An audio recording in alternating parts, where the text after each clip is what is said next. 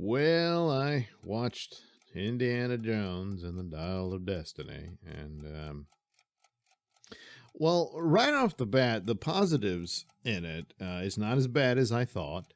Uh, I think it was Odin's channel where he had said it was kind of like a generic adventure movie, and that's about right. It's not on par with former glories. The question of was it better than Crystal Skull? No. Crystal Skull has a lot of problems in it, but it's more in line with it, and it's as far as I'm concerned, yeah, I'm one of those. If there's only 3 indie films, and that's a good send off for the character in Last Crusade. But at least in Crystal Skull, he reunites with Marion, and that's sweet and everything, and they have a son, and there you go. A follow up probably should have been done much sooner, if you would do one at all. I think it was Midnight's Edge also made the point about the pulp adventure hero type era is primarily 30s and 40s, somewhat of the 20s as well. Once you get beyond that, it doesn't fit anymore. A lot of the aspects to it is over by then. That being said, there's still archaeological discoveries being made and stuff like that, and you could spin a fantastic tale about some tomb being unearthed and there's something magic in it and all that, and that sort of thing. I mean, that's one of the aspects of Indiana Jones. It's not just the fisticuffs and chases and all and fights and stuff. It's the artifact or the lost treasure or what have you has some sort of supernatural properties to it, and the myth turns out to be true and that sort of thing.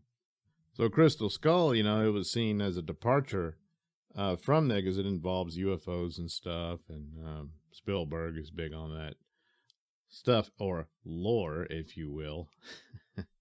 And that's kind of the only saving grace for it, that the modern myths deal with aliens. Are they real or are they not? You just don't know, but conclusively anyway. And the Crystal Skull, there were Crystal Skulls. They didn't look like that. There are these elongated skulls that people had surmised were alien human hybrids and that sort of thing. But the Crystal Skull itself most likely is a hoax, but there was something of that nature.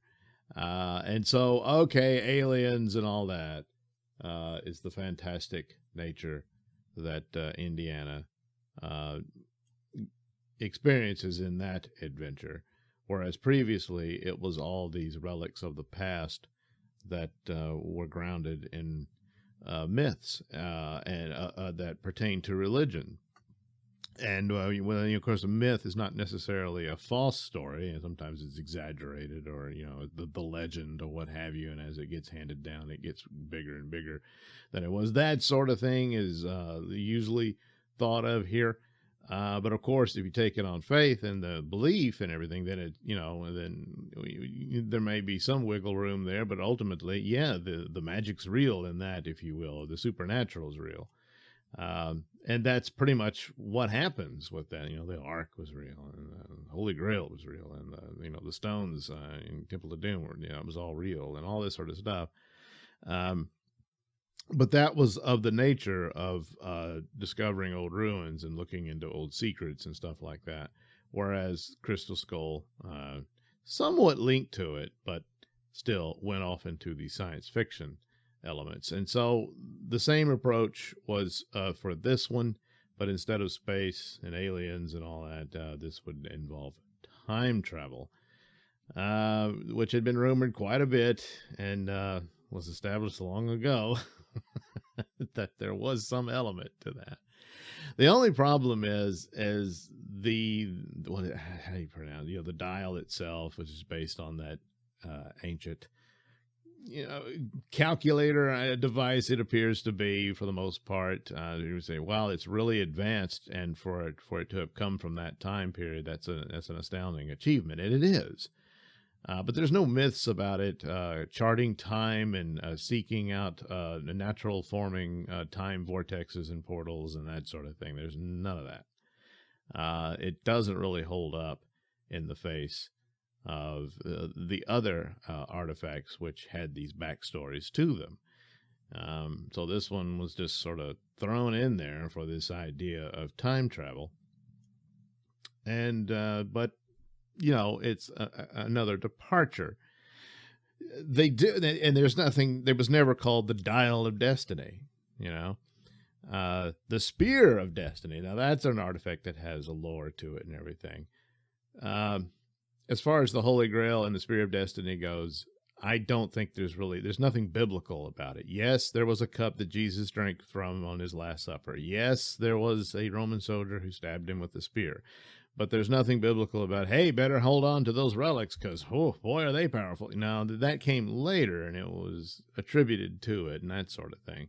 But the belief in it and whatnot, and for the purposes of a fantastic adventure, you say, hey, there's something to this. But they didn't do that. They immediately said, it's fake, you know. I know it's just within the process of... That's what they were searching for in the opening. Then they come upon the dial at that point and say, oh, well, not all is lost. Look at this. But you can't help but read some kind of insult there, especially from this crafter, everything that's happened with Lucasfilm and this business of tearing down old heroes and whatnot for a greater tomorrow that only the few of them can envision for the rest of us, and that sort of thing. And it's hard at this point to say, no, they were just trying to come up with a cool adventure. I'm not going to believe that anymore. But how much of it survived to the final film? And what you can see is...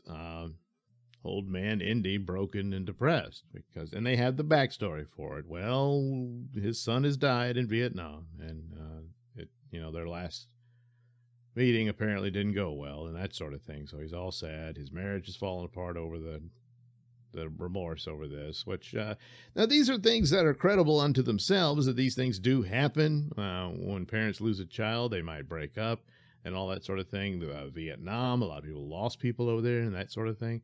And plays into it. Of course, it suggests all kinds of other plots where he goes on a mission to find his son who's missing in action. And then, there's these ancient ruins in Vietnam, and it leads to something, could have done that, but, and just recast if you're upset with Shia and all that.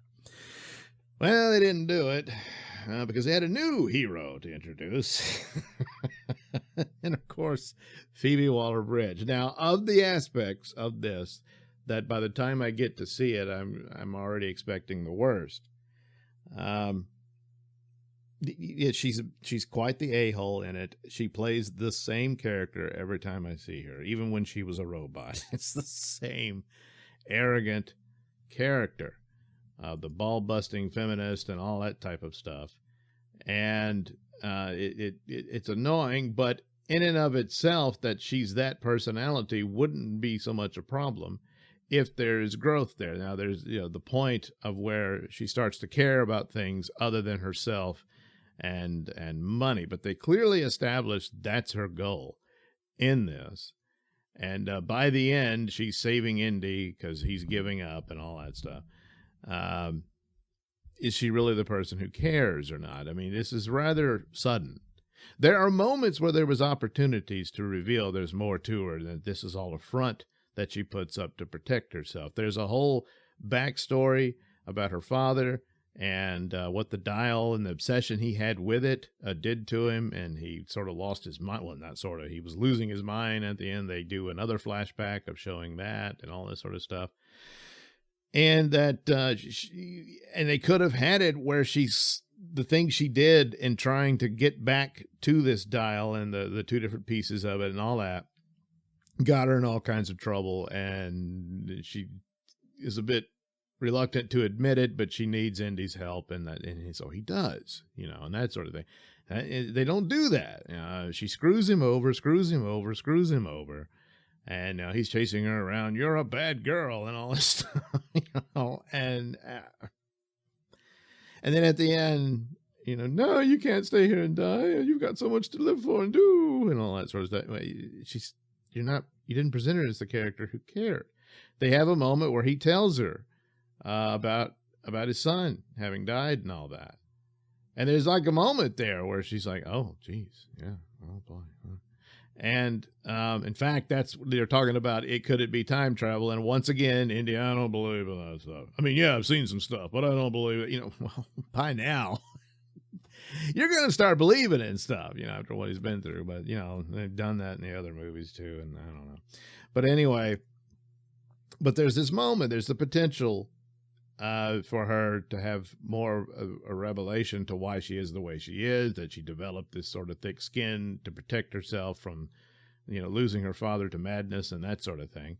And that could have worked, but they just don't do it.